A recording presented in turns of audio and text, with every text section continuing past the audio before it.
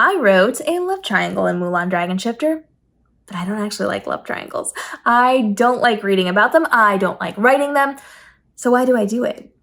Well, that is because I'm a widely written author and I make sure I am listening to my audience. I am paying attention to what people like. I am talking to people. I'm asking questions. I'm polling them. I am paying attention to what people are saying on social media. I'm listening to community voices. I am making sure I'm listening to the community leaders. I am making sure I am talking about things that people are discussing in this industry. And so I have the freedom and the capacity to write all sorts of different things. And not everything is going to fit into exactly what I want it to fit into. And so there's some things that I'm simply not going to do, but I am paying attention to what types of relationships people are wanting to see and what tropes within relationships people are wanting to see so that I have variety in my books. It's not the same cookie cutter thing every single time.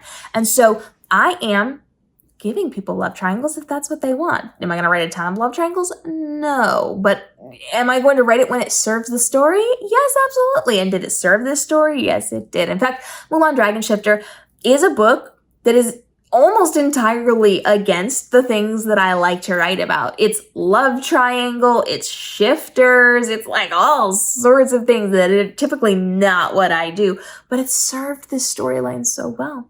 So Mulan, of course, if you guys know, Mulan Dragon Shifter is a twin. She and her brother are twins, and she stole his powers to shift into dragon form when they were in their mom's uterus. And so she kind of has to go to war to protect him, and they have to like pretend to be the same person, and it's a whole vibe. And she is, before this war, secretly dating who ends up being the general. And then her childhood love comes in partway through the story. Now we've got this love triangle. It's her current secret boyfriend that she's not really seeing because now there's a war, but it's also like the boy from her past, and it's a whole vibe. It's a whole thing. And so I give you this love triangle inside of this story because it suited the story well, because it was kind of fun to write. And I will say that at some point she does very clearly make a choice, and there's a reason for making that choice. So I don't prolong it till the very end so to see who she ends up with. But we do get toward the end before we find out.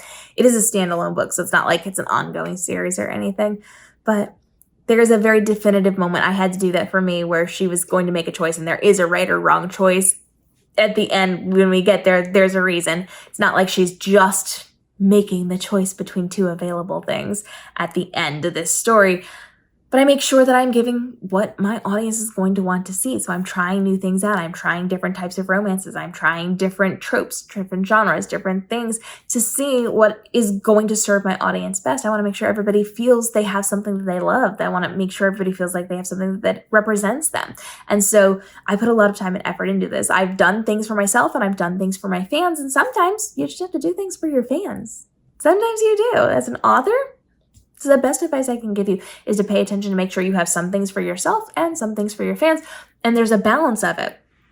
Because if there's not, you're not going to sell a lot of books, or you're not going to be happy about it. And so for me, yes, I wrote a love triangle. I don't like love triangles. I don't like a lot of the things that I wrote inside the story, but I love the story.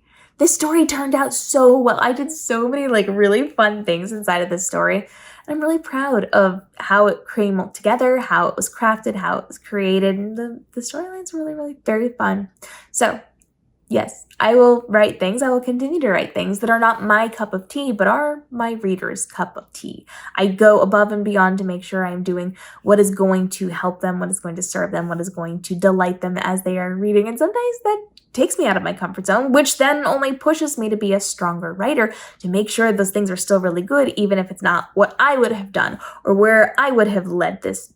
I make sure that I am leveling up to rise to the occasion, to give people what they're going to need, even if it's outside of what I want to do. And something you should be considering as well. Drop your questions down below on love triangles, on writing things that maybe aren't your cup of tea, on making sure that you're paying attention to your community and to the community as a whole so that you can write better, stronger books that are going to suit the readers that you are hoping to pull into your bookish community. And we'll see you in the upcoming episodes as we continue to help you navigate the world of being an author to make sure that you're living your best author life while also still having a life. We'll see you in the upcoming episodes.